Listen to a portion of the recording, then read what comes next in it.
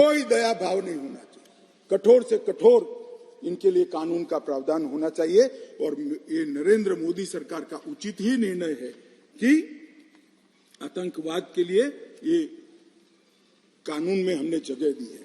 उसके बाद भारत सरकार, किसी राज्य सरकार, विदेश की सरकार, अंतर्राष्ट्रीय सरकारी संगठन के सुरक्षा को बाधित करने वाले कृत्य भी आतंकवादी माने जाएंगे। मान्यवर, मैं नहीं मानता इसमें कहीं पर भी कोई गुंजाइश बची है कि इसका दुरुपयोग हो। और मैं सदन को आश्वस्त करना चाहता हूं, कानून तो लिखी हुई चीज है, इसका अमल करते वक्त अगर कोई इसका दुरुपयोग करता है, जहां तक हमारी सरकार का सवाल है साहब, हम उसको रोकेंगे भी और उसको नश्यत भी करेंगे, सजा भी देंगे।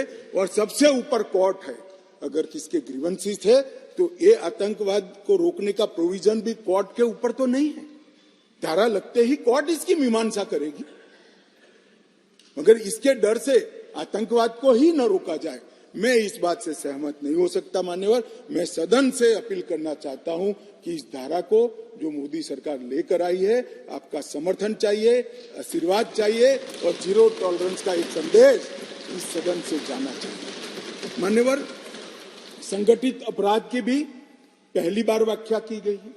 कई राज्य और राज्यतर गैंगे संगठित अपराध करती हैं। इसके लिए कोई विशेष कानून नहीं था। इसके अंदर हमने साइबर अपराध को, आर्थिक अपराध को, भूमि हत्याना को, हथियारों की व्यापार को, डकैती को और मानव लोगों की तस्करी करने, व्यक्तियों की मानव तस्करी में, ये सभी को इसके अंदर रखा है।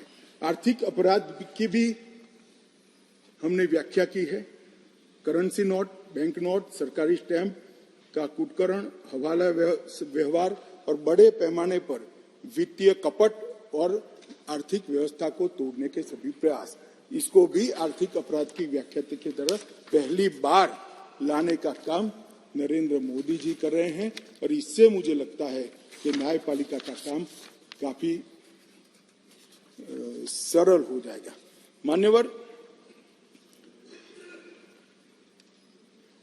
एक मैं स्पष्टीकरण करना चाहता हूं कि गैर इरादतन हत्या जो थी, अकस्मात जिसको कहते हैं, इसमें हमने दो हिस्से किए। अकस्मात तो किसी भी व्यक्ति से किसी भी स्थिति में हो सकता है। एक गाड़ी चलाता रहे एक व्यक्ति और रास्ते में कोई भी बेध्यान हुआ या कोई रश कर आ गया और अकस्मात हो गया। अकस्मात करने के बाद वो व्यक्ति स्वयं उसको पुलिस स्टेशन या तो हॉस्पिटल ले जाता है, तो इसके लिए कम सजा का प्रावधान किया है। और हिट एंड रन केस, मरता हुआ छोड़कर कोई भाग जाता है, तो इसके लिए हमने 10 साल की सजा का प्रावधान किया। और मैं मानता हूं कि इससे हिट एंड रन के केस में काफी कमी आएगी। पर ये करते करते जो डॉक्टरों की नेग्लिजेंसी से अगर किसी की मृत्यु आती है, तो वो भी गैर इरादतन हत्या में आ जाती थी, इसकी भी सजा बढ़ गई। तो हमने इसको मैं आज ऑफिशियल अमेंडमेंट लेकर आऊंगा, डॉक्टरों को इससे मुक्त कर दिया है। इंडियन मेडिकल एसोसिएशन ने मेरे सामने रजूआत करी थी, हमने इसको मुक्त करने का प्रावधान किया। मान्यवर, मॉब लिंचिंग का नया प्रावधान हम लेकर आए हैं। नस्ल, जाति, समुदाय या किसी शंका के आधार पर एक टोला एकत्रित होकर किसी को मार देता है तो उसमें मैक्सिमम फांसी तक की सजा की है। स्नैचिंग के लिए कोई कानून नहीं था, चैन स्नैचिंग होते थे, मोबाइल होते थे और अलग अलग धाराओं में अंत में कानून के गैप का फायदा उठाकर वो छूट जाते हैं थे। स्नैचिंग के लिए भी हमने कानून लाया है। और मान्यवर, गंभीर चोट का जो कानून था, इसमें भी हमने 2 डिवीजन करे हैं।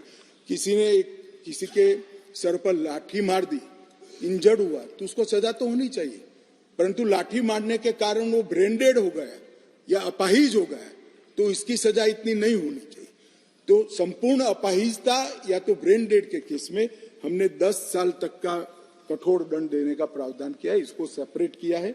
मान्यवर, गंभीर चोट का जो खंड 117 है, उसमें 10 साल की उम्र कैद का हमने प्रावधान किया है। इसके अलावा भी ढेर सारे बदलाव किए हैं मान्यवर। मैंने प्रमुख बदलाव भी आपके सामने। अब मैं भारतीय नागरिक सुरक्षा संहिता की बात करूंगा मान्यवर। इस देश में न्याय प्राप्त करने में सबसे बड़ी बाधा है तो गरीबों के लिए तो आर्थिक बाधा है, मगर हमारे संविधान ने इसकी योजना बनाई। गरीब से गरीब व्यक्ति को शासन के द्वारा वकील भी दिया जाता है, न्याय भी मिलता है, परंतु न्याय मिलता ही नहीं।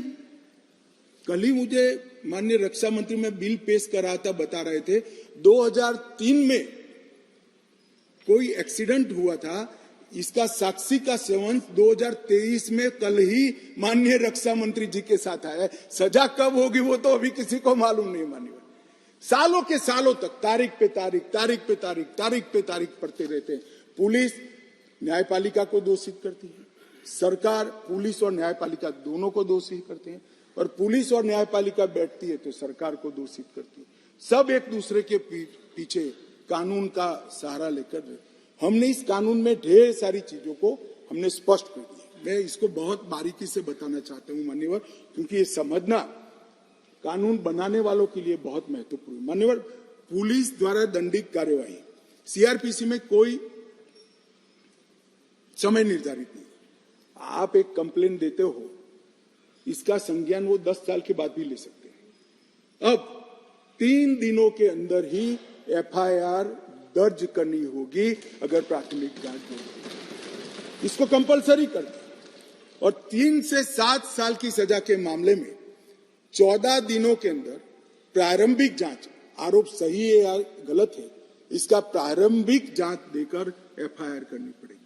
तो ज्यादा से ज्यादा आप 14 दिन तक प्रारंभिक जांच कर सकते हो, और छोटी सजा है तो 3 दिन के अंदर ही एफआईआर रजिस्टर करनी पड़ेगी। सबसे पहली न्याय में समय की कटौती यहां होगी।